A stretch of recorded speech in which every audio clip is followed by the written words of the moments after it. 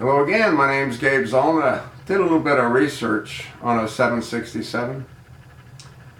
The aircraft is 52 feet high. That's from, I guess, the bottom of the engines to the top of the tail.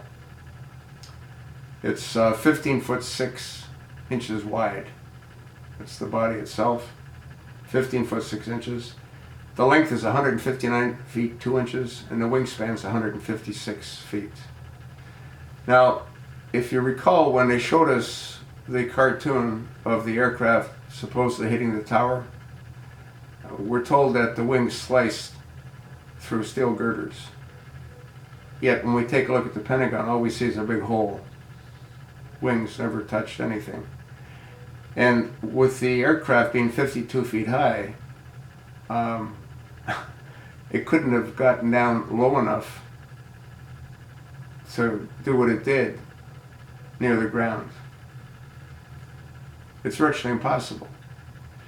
Now, if we take a look at accident scenes that we've seen, like the ones in Egypt, in the Sinai, there's pieces of wreckage, there's body parts, there's luggage, there's a whole lot of trash from the aircraft crash.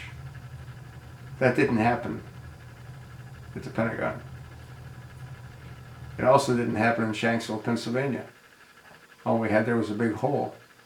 And, oh yeah, the passports of the terrorists. On the Twin Towers, there was an engine found, but it belonged to a 737.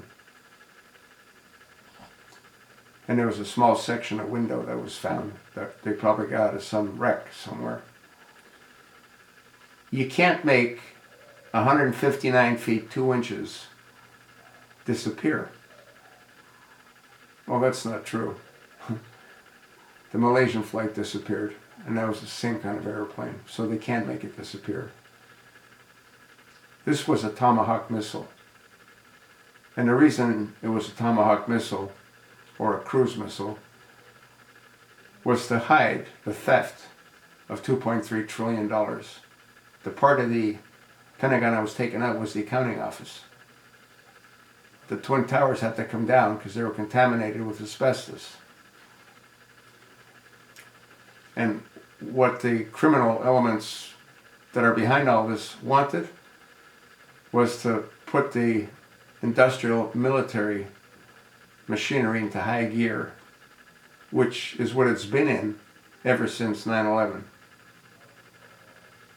You think what you like, but when you don't have any body parts, you don't have any wreckage, what else can you conclude?